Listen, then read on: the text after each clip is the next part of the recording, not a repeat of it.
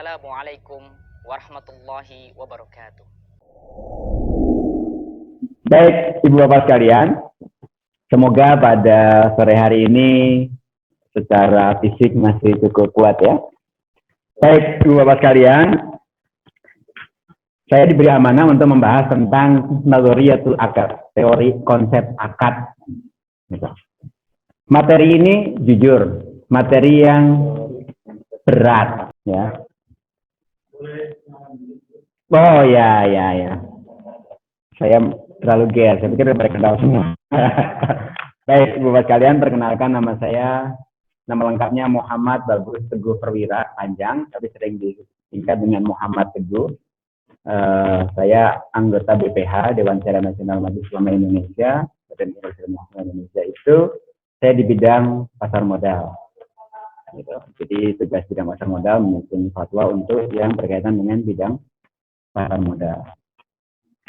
Saya didirikan sejak tahun 2015 awal. Waktu itu ada pergantian pengurus yang di luar masa bakti MUI karena ada kebutuhan, terus saya dibutuhkan 2015 awal, terus 2015 akhir itu ada pergantian pengurus, kemudian ditempatkan lagi di Jawa dan pasar modal. Dulu anggota, sekarang menjadi sekretaris bidang. Gitu. Background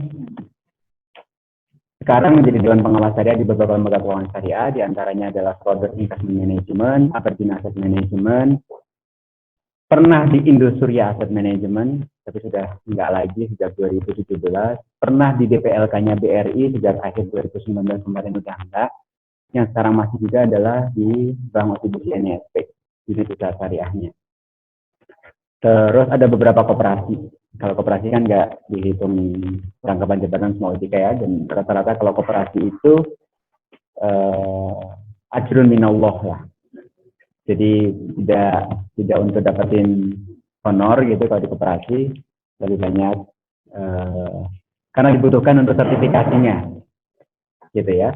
Jadi tidak banyak orang yang sudah punya sertifikat untuk pengawas syariah, karena sudah punya sehingga banyak diminta untuk namanya dipakai. Surat sertifikatnya dipakai untuk koperasi syariah. Nah, harapannya dengan makin banyaknya pelatihan untuk calon dewan pengawas syariah, maka untuk koperasi juga terpenuhi kebutuhan untuk dewan pengawas syariahnya, sehingga secara waktu lebih memadai harusnya kalau semakin banyak orang yang capable, kompeten gitu di bidang dewan pengawas sebagai dewan pengawas syariah. Itu ya kira-kira Pak ya, kira-kira itu ya. Kuliah dulu sempat kuliah Pak, menjadi kakak kelasnya Ustadz Fahmi Salim. Saya kakak kelas, saya nggak ketemu kayaknya di sana ya, ketemu dengan kakaknya. Kalau kakaknya sangkatan enggak juga, saya ada kelas dari kakaknya, Irfan Salim. Makanya kayaknya Irfan Salim kok gendutan ya sekarang, ternyata enggak, itu kakaknya. Baik. Kita bahas tentang, kalau judul dari sini adalah akad-akad syariah dan fatwa DSN MUI, artinya apa? Fatwa yang berkaitan sama akad. Hanya saja, ini ada 4 sesi 1 sampai sesi 4, kebetulan sesi 3 dan 4 akan dibawakan oleh Pak Amin besok. Dan sesi 1 dan 2, itu benar-benar kayak ngaji kitab. Kita akan baca word by word. Karena ini benar-benar konsep dasar banget, gitu. Yang sebetulnya bagi saya ini berat, karena saya nggak biasa ngajar ngaji kitab, itu problemnya. Baca kitab sendiri lebih mudah, tapi ngajiin kitab, nah ini PR sendiri. Ya, Ustaz Fahmi mungkin atau kiai-kiai yang lain kayak Ustaz Mugni tadi kan, benar-benar kayak kiai ngajar di pesantren, nggak sih? Nah, kalau kita banyakkan di prakteknya sih sebenarnya. Nah, kita akan combine lah nanti. Kira-kira kita akan baca, jadi izinkan saya mungkin akan baca, tapi nanti kalau memang ada pertanyaan langsung aja, sehingga kita bisa serahkan itu dalam akadnya. Karena sebetulnya prakteknya dan nanti diimplementasinya dituangkan dalam fatwa itu sesinya besok. Jadi murabahah itu term and conditionnya seperti apa, musyarakah seperti apa, mudharabah seperti apa. Terus kalau terjadi penjaminan gitu, kafalahnya gimana. Terus kalau ijarah, apa bedanya ijarah dengan bay, dengan jual beli? Ijarah itu sewa. Sebenarnya kata ijarah nggak tepat diartikan sewa. Ijarah ya sebetulnya apa ya? Jual beli manfaat istilah lainnya. Karena kalau ijarah diartikan sewa, padahal ijarah itu bisa berarti penggunaan atas barang, manfaat atas barang, bisa juga manfaat atas jasa atau atas orang. Bapak Ibu sekalian bekerja misalkan ya, kerja di perusahaan, akadnya apa? Ijarah. Tapi kalau diartikan Bapak Ibu sekalian sebagai karyawan adalah disewa oleh perusahaan, nggak pas. Ya, wordingnya nggak pas, gitu kan? Padahal ijarah akadnya. Tapi ijarah itu ada ijarah atas a'yan, atas barang, yang di Indonesia kan namanya sewa, ada ijarah atas amal, atas kerja, yang itu diartikan dengan jasa. Maka ada fatwa tentang ijarah multi jasa. Sehingga kalau ada akad untuk pembiayaan haji, pembiayaan umroh, pembiayaan pendidikan, pakainya ijarah. Jangan tanya, kalau gitu ijarah yang disewa apa? Pesawatnya, apa bangku kuliahnya? Enggak, servisnya. Hak untuk duduk di kelas itu adalah manfaat. Itulah yang dipertukarkan. Gitu. Kalau bahasa perjanjian dipertukarkan antara uang dengan jasanya. Gitu. Sehingga ketika saya bayar tuition fee ke sekolahan, bayar uang sekolah, gitu, maka saya berhak duduk di situ. Tapi hak itu bisa dipindahkan ke orang lainnya, bisa. Nah, itulah maka fungsi intermediari dari lembaga keuangan saya seperti itu. Jadi tengah-tengah dia beli hak atas untuk duduk di kelas, kemudian hak itu dijual kepada end user. Boleh dapat marginnya? Boleh. Gitu. Nah, istilah margin sering digunakan untuk jual beli, tapi dalam sewa juga istilahnya saya selisih ujroh. Selisih anti. Baik, kita akan bahas satu persatu. Kita bahas tentang akad. Akad itu apa ya? Di kepala kita begitu ngomongin akad apa? Oh, cepat sekali. Ijab kabul. Akad itu adalah, nah kita bahas satu persatu. Secara bahasa, al-aqdu itu artinya adalah al-robdu, atau ikatan.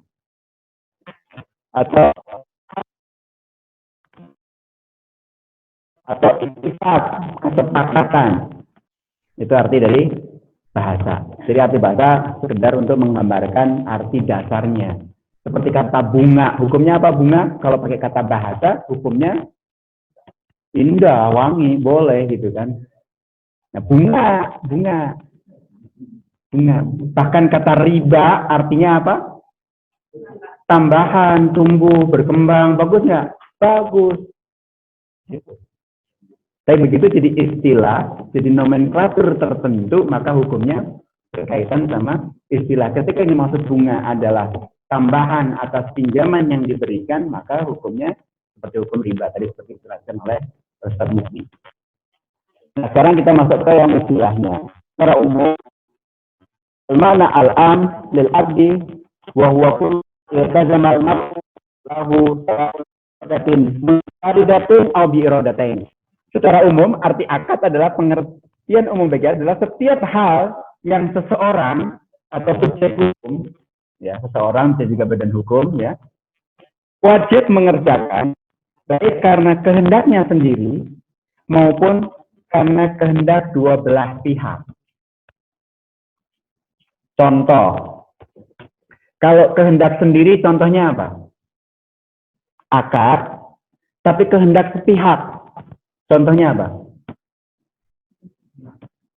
Hibah. Yang berkehendak saya untuk ngasih. Begitu saya sudah hibahkan, maka katakan botol ini saya hibahkan ke Pak Arif, maka ini terjadi akad perpindahan kepemilikan botol ini dari yang tadinya milik Teguh menjadi miliknya Pak Arif. Itu kehendak satu pihak.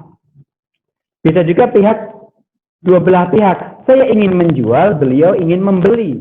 Maka yang satu berkehendak untuk membeli, yang satu berkehendak untuk menjual. Maka terjadilah akad jual beli. Nah, ini nih pengertian dari akad. Ya. Pengertian khususnya, adalah pertalian antara penawaran. Jadi namanya ijab itu penawaran. Kalau orang yang di ilmu agama udah paham. Ijab itu tawaran, qabul itu penerimaan. Jadi pertemuan atau pertalian antara penawaran dan penerimaan sesuai dengan ketentuan syariah yang berakibat pada status hukum objek hukum atau objek akad. Oke. Ketika saya akan menjual barang ini, maka saya melakukan penawaran atau ijab. Ketika Pak bilang, oke Pak Teguh, saya beli, maka itu namanya qabul. Qabul ini, ijab dan qabul ini berakibat pada objek akad. Objek akadnya adalah botol dan botol dan air ya, ada satu kesatuan. Botol dan harga. Karena yang dijual beli adalah akad pertukaran. Maka yang tadinya uangnya miliknya Pak Arif menjadi milik Teguh, yang botolnya yang tadinya milik Teguh menjadi milik Pak Arif gitu. Jadi pertalian antara ijab dan qabul yang mengakibatkan bedanya status hukum atas objek akadnya. Dan uang disebut objek akad, kalau itu akad pertukaran itu ada dua. Tapi kalau hibah, satu, karena bukan pertukaran. Ya, objek hibah barang ini, ya botol doang. Tapi ketika ngomongin jual beli di mana itu akad pertukaran, maka objeknya adalah dua. Makanya, kata gharar, tadi sempat disinggung sama Pak Mugni, tadi sempat dijelaskan jelas, apa hadisnya berbunyi? Nah, Rasulullah Shallallahu Alaihi Wasallam an bai'il gharar. Begitu baik ada pertukaran. Tapi kalau sepihak hibah boleh gharar nggak? Boleh. Saya mau kasih hadiah Pak Arif. Apa hadiahnya? Gimana nanti sore? Masih saya sembunyiin. Tapi saya akan kasih hadiah. Begitu saya kasih hadiahnya dalam kado tertutup. Jelas nggak barangnya? Nggak jelas, gharar dong. Tapi boleh. Ya. Jadi kalau ada orang mau sedekah, Pak, mau sedekah masjid, berapa? Nanti saya transfer. Iya, berapa? Gitu misalnya gitu ya. Saya nyolot. Jangan nyolot. Karena, Pak, kalau nggak jelas gharar nih, Pak. Nanti menetapkan gharar. Iya, gharar. Tapi itu gharar yang boleh. Saya mau nyumbang ke masjid, nanti saya transfer. Berapa jumlahnya, gimana nanti? Nggak jelas. Tapi itu boleh. Ya, bahkan kadang subjek hukumnya nggak dijelasin, hamba Allah, ya kan? Boleh nggak? Boleh. Ya, meskipun ikhlas bukan karena nama, gitu. Jadi perawi hadis juga nyebutin nama, ya kan? Jadi nggak ikhlas dengan ngeluarin ilmu, enggak.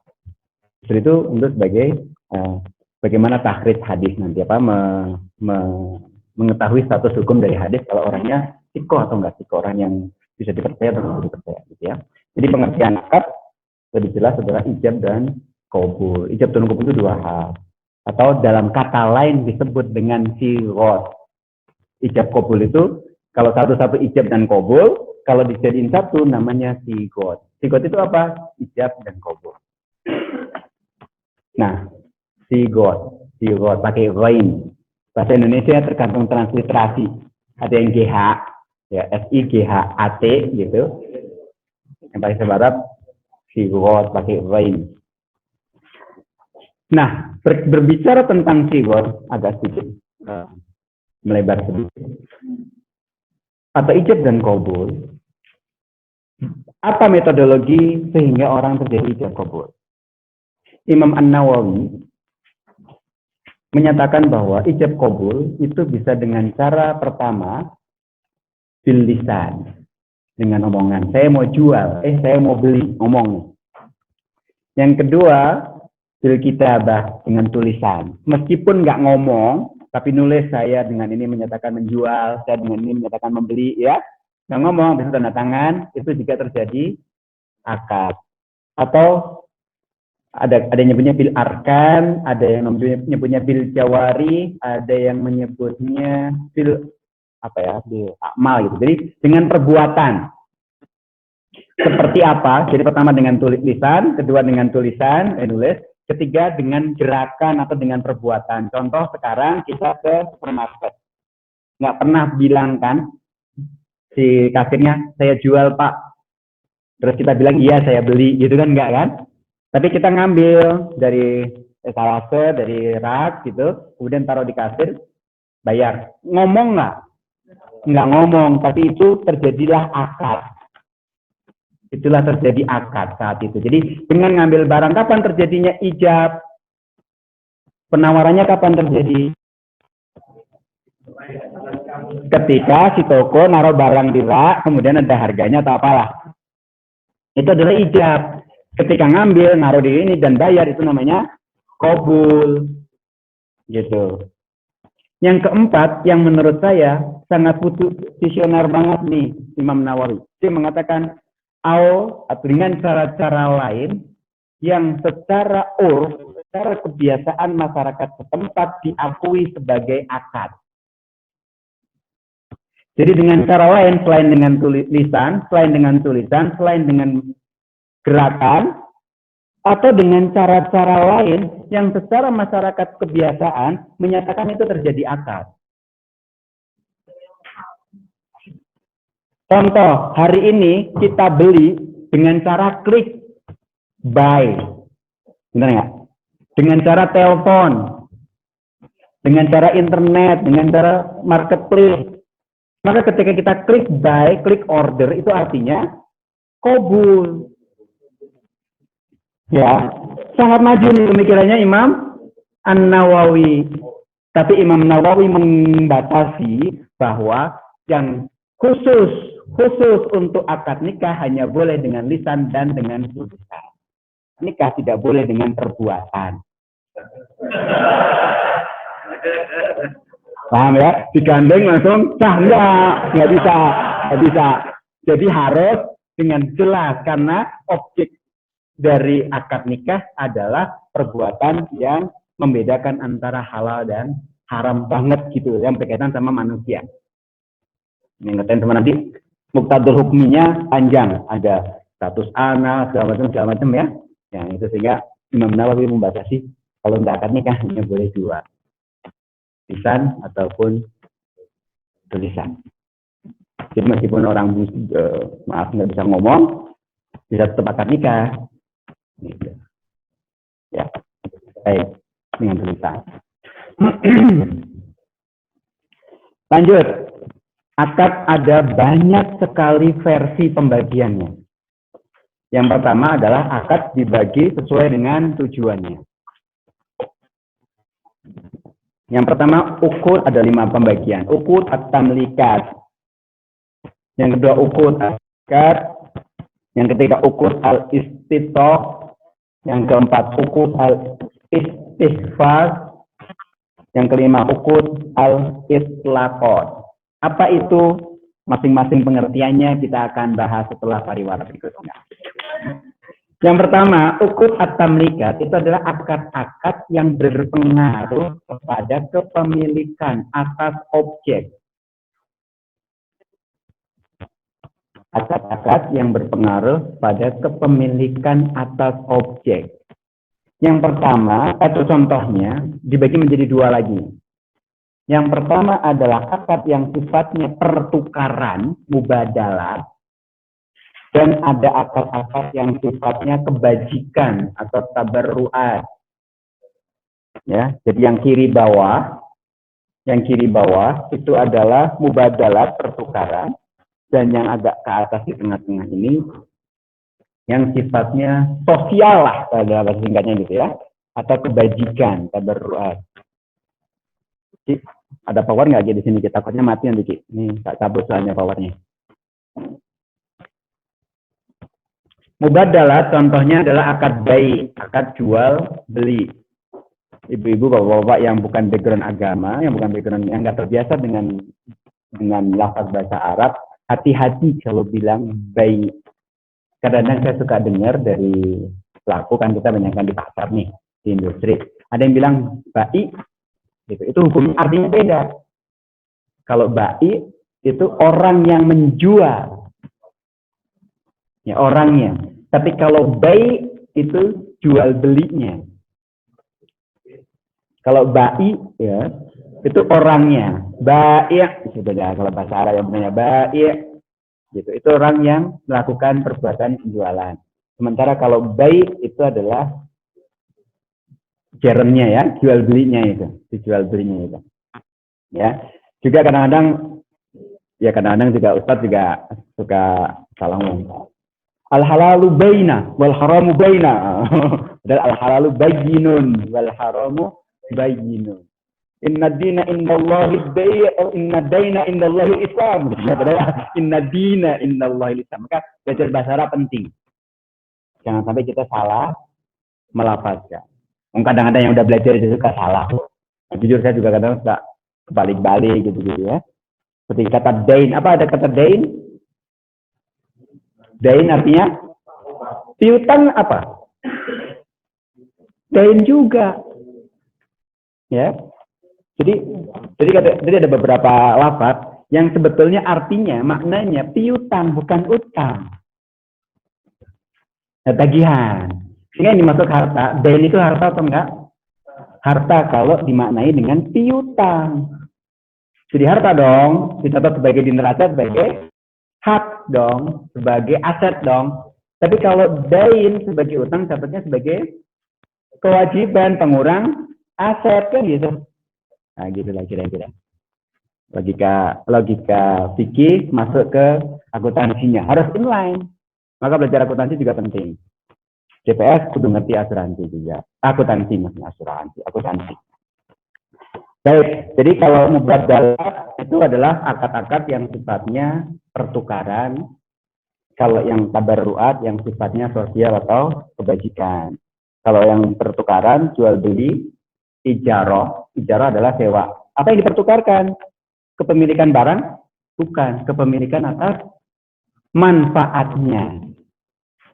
Jadi rumah, ketika kita sudah sewakan, rumah itu milik siapa? Milik kita sebagai pemilik rumah.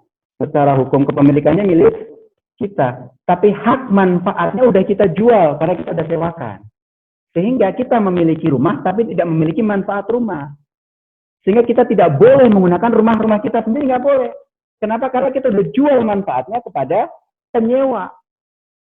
Orang yang menyewa punya manfaatnya, tapi tidak punya fisiknya.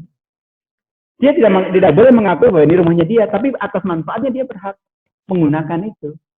Nah, logika seperti ini yang harus kita pahami nanti ketika kita praktekin di lembaga keuangan syariah maupun di perbankan, koperasi, termasuk di pasar modal. Manfaatnya nih nanti. Nah, ketika rumah yang kita sudah sewakan, kita boleh masuk nggak rumah?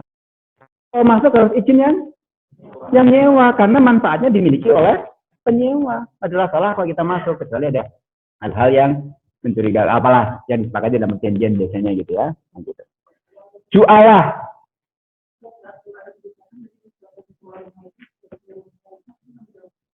Pada dasarnya, kalau adalah rasa secara material, yang bertanggung jawab adalah pemilik rumah. Tapi kalau yang minor atau kerusakan disebabkan oleh penyewa, maka penyewa statusnya bukan bertanggung jawab, tapi mengganti karena yang merusaknya. Kalau yang merusakkan adalah si penyewa harus ganti. Tapi kalau ternyata rusak karena umur, rusak karena bencana segala macam ya, itu adalah kewajibannya si pemilik rumah dia kok. Gitu ya. Ini ada pretest ya? Ada pretest. Postes juga ada. Ngaruh dapat sertifikat juga? Ngaruh. Oh. Ya, semoga saya bisa menjelaskan untuk menjadi paham dan menjadi lulus. Karena menjelaskan untuk menjadi paham lebih mudah daripada untuk menjadi lulus. Saya sering gagal untuk menjadi lulus, tapi menjelaskan untuk menjadi paham saya, insya Allah ya lebih banyak ininya, lebih mudah. Gitu. Baik.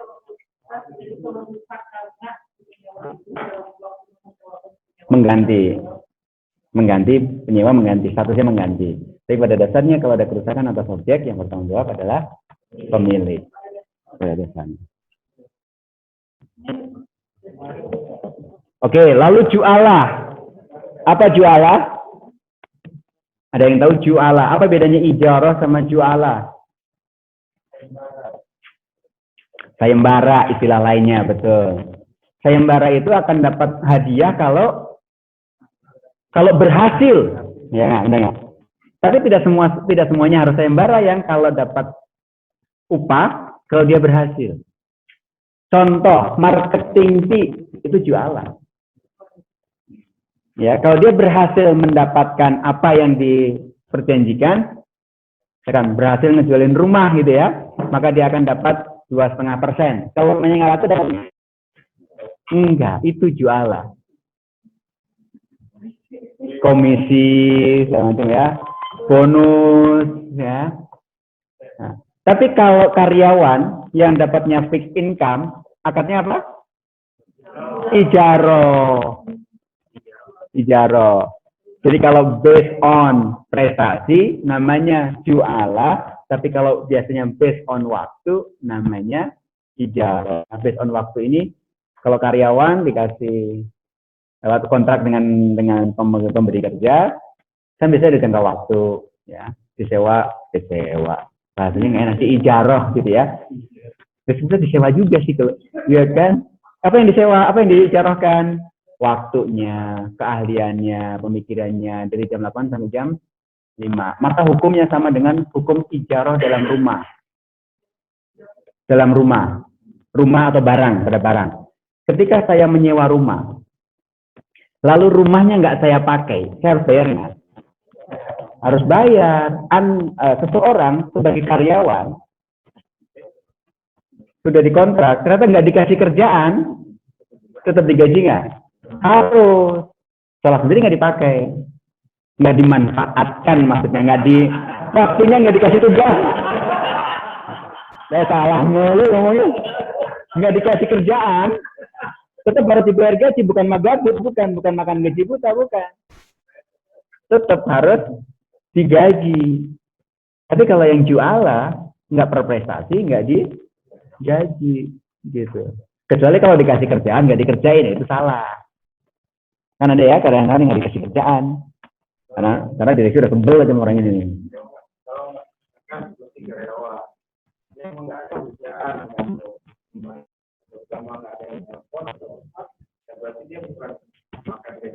Enggak, karena dia sudah menyediakan waktu dari jam 8 sampai jam 9 sampai jam 5 gitu ya.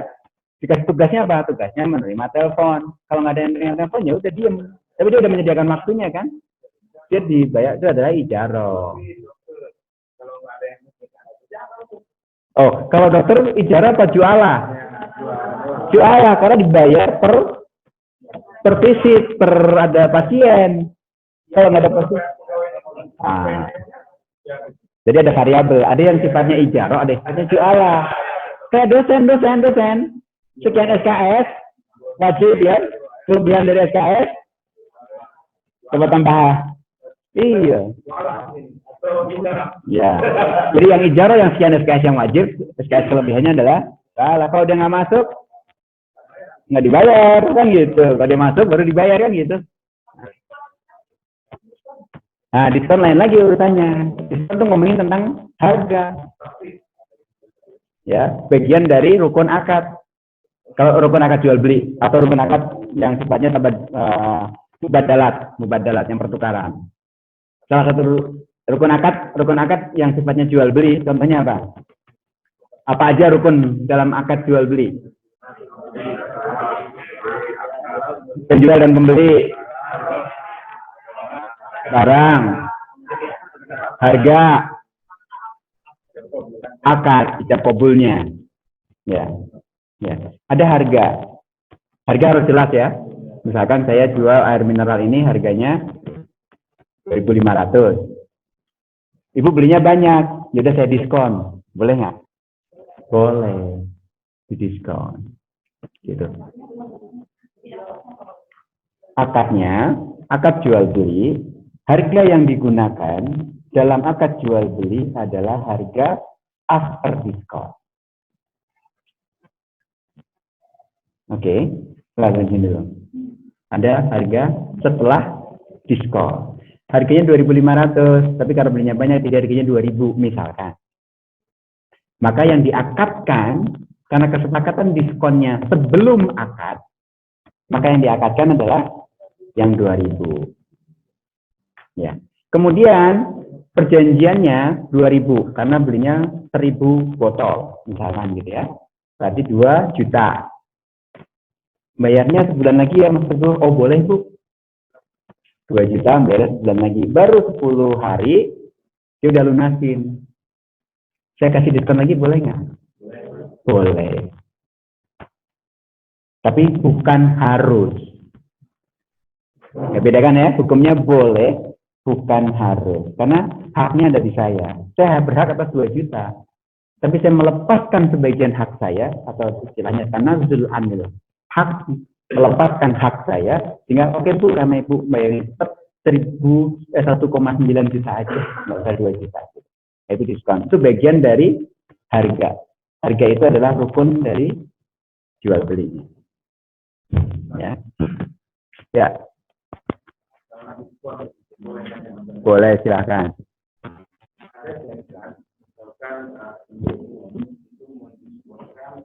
Harganya dari harga 10.000 jadi 5.000.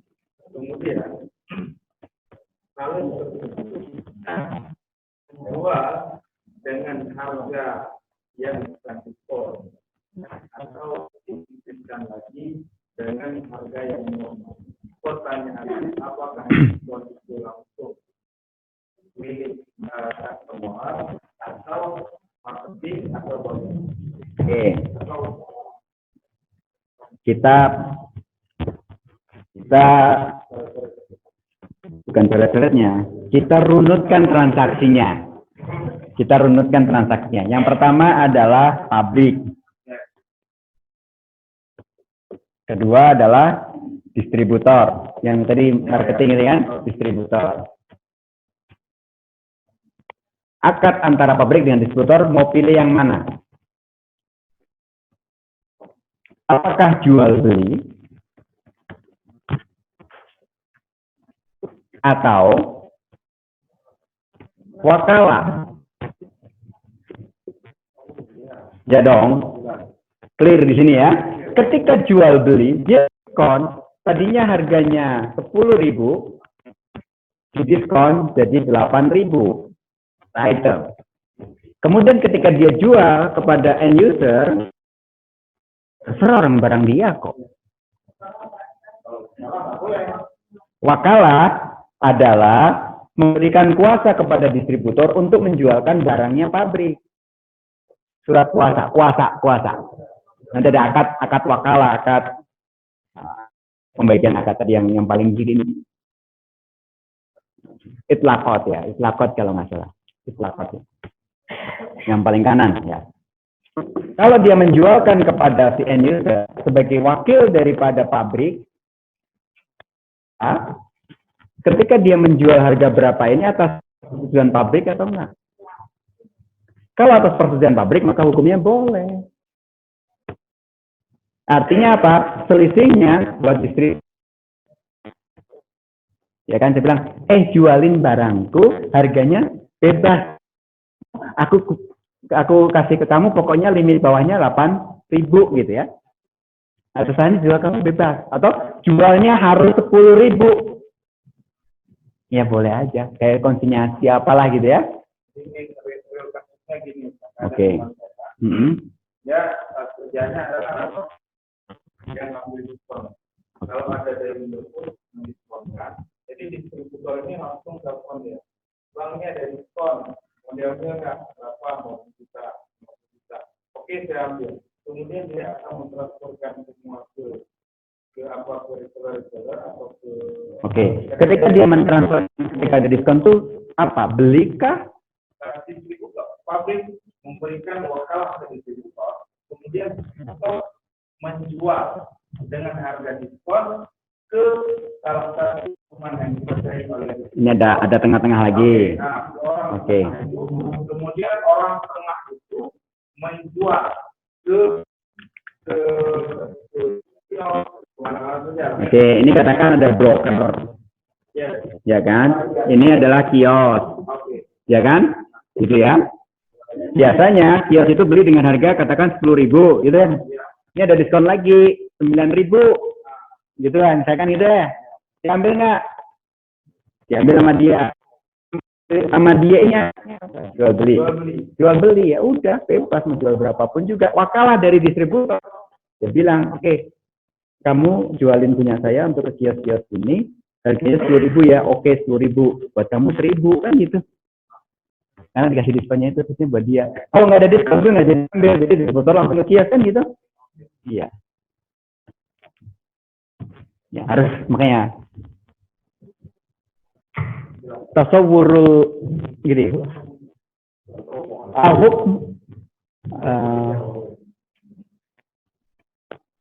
Al-hukmu far'un an tasawwurihi. Hukum itu cabang dari pemahaman kita terhadap hukum. Nih. Contoh, pemahaman kita terhadap akad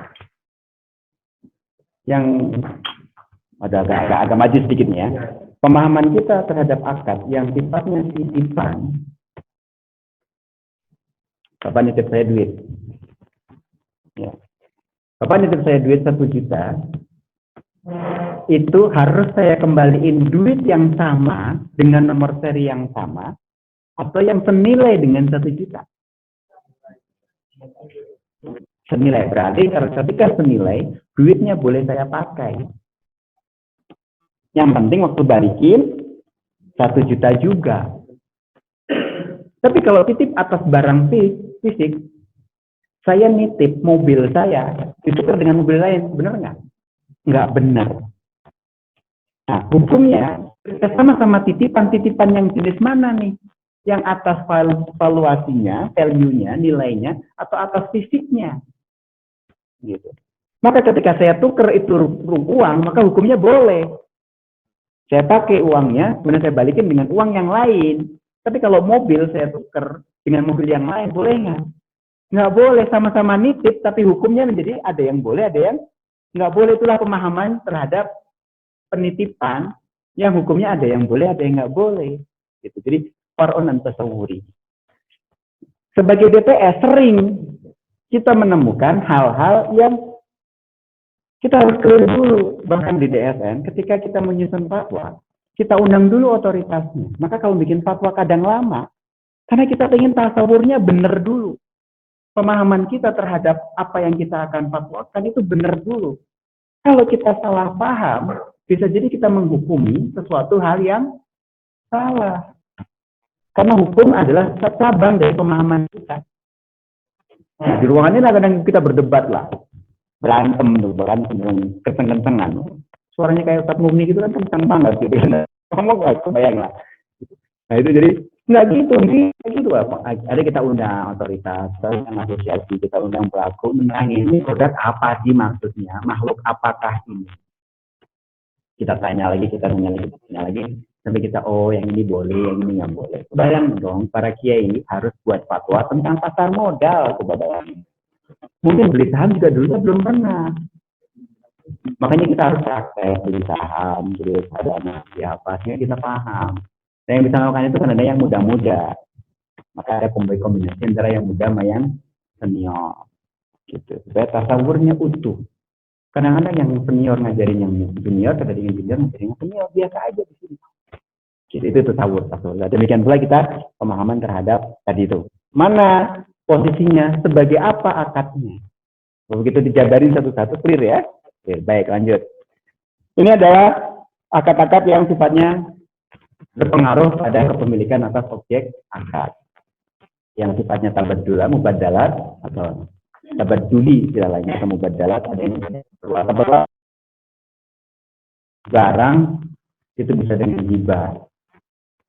Atau contoh lain dengan wakaf. Kalau wakaf diberikan kepada siapa?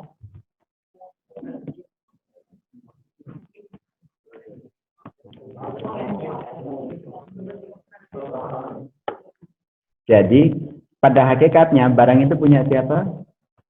Pada hakikatnya, ya, wa atuhum mimma lillahi alladzi atakum, dan sedekahkanlah, bayarkanlah zakat bukan mimmalikum, bukan dari hartamu, tapi dari harta Allah yang dikaruniakan kepadamu.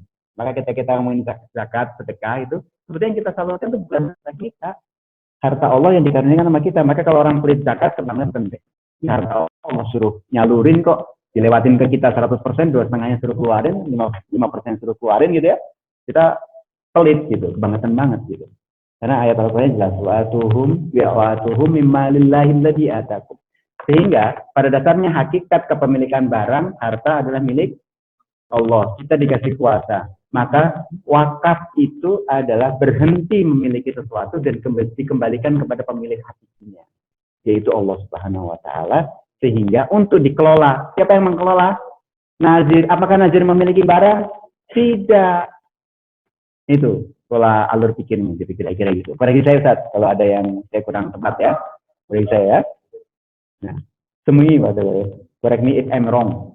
Nah, ini gitu. Jadi wakaf itu tidak diberikan kepada siapa-siapa, tapi dikembalikan kepemilikannya kepada pemilik hakikinya, sehingga aset wakaf harus utuh. Boleh nggak ditukar? Ulama sepakat itu boleh. Kalau di Indonesia menurut undang-undangnya harus atas izin Menteri Agama dan lain-lain. Ya, itu aturan.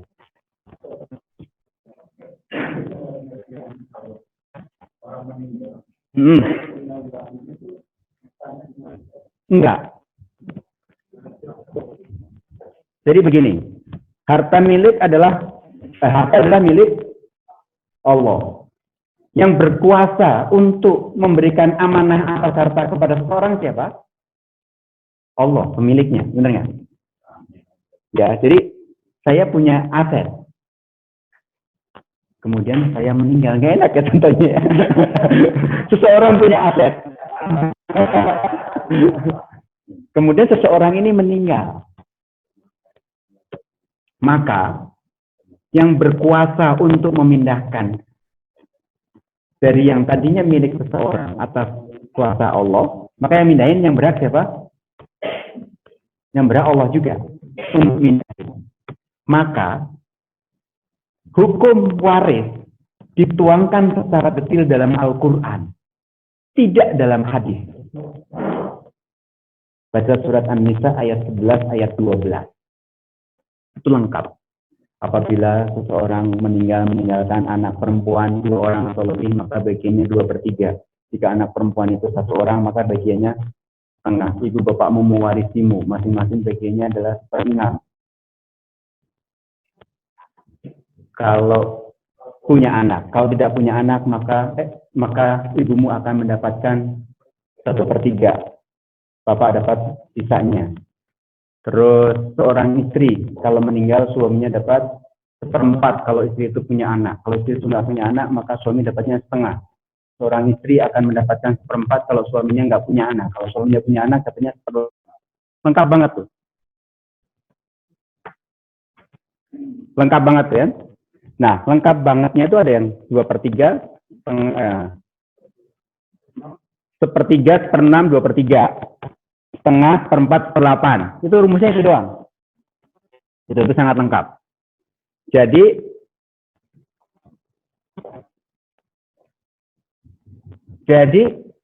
hikmahnya apa? Ternyata karena harta itu adalah milik Allah Subhanahu wa taala, maka Allah sendirilah yang mengatur bagaimana memindahkan dari seseorang kepada orang lain. Dan itu kenapa nggak dijelaskan dalam hadis, tapi dijelaskannya langsung dalam Al-Quran, karena Allah sendiri yang kasih formulanya. Kalau kita sotoy, nggak adil. Lo pemilik bukan.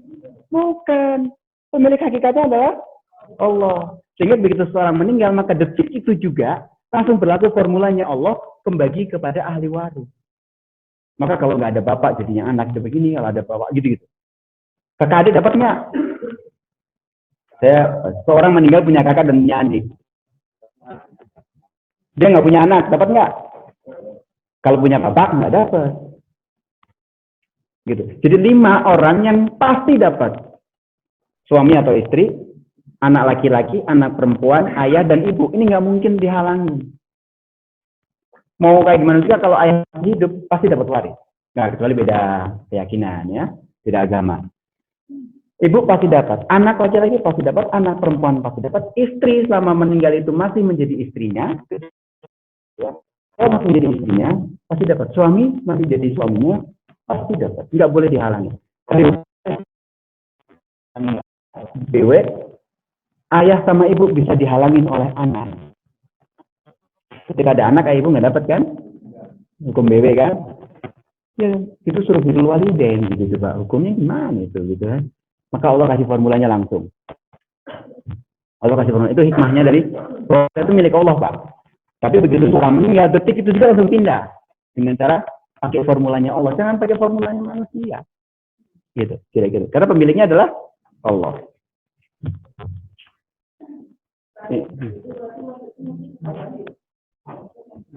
Wasiat, ya. Wasiat itu tabarruk. Wasiat itu adalah, apa bedanya wasiat sama hibah?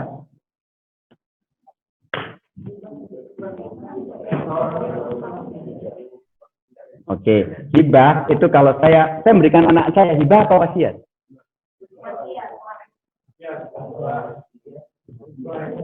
Kalau wasiat, saya berikan hari ini juga pindah ke anak saya.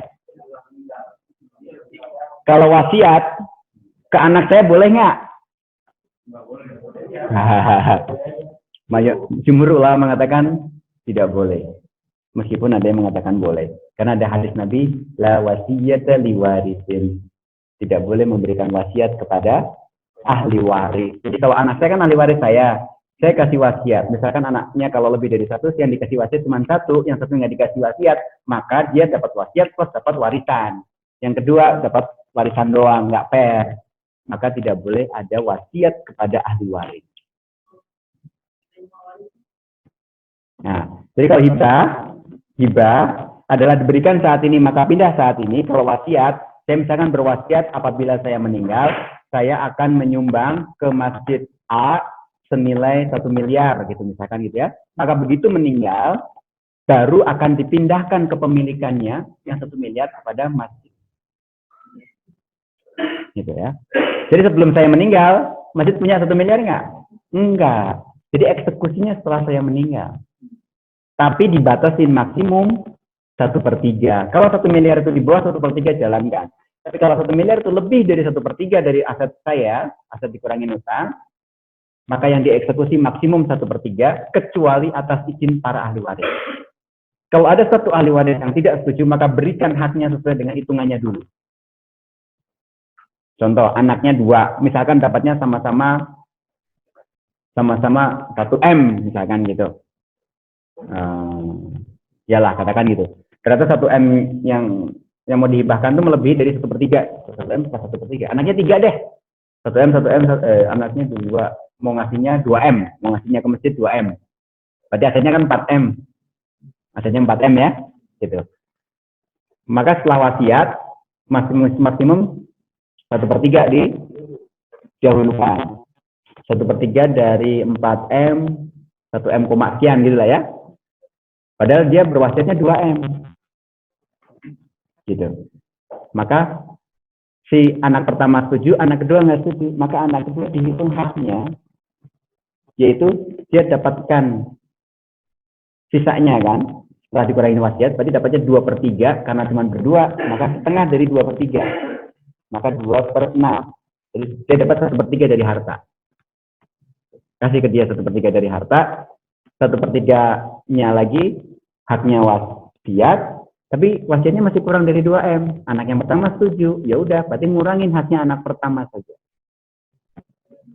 Karena anak kedua nggak setuju.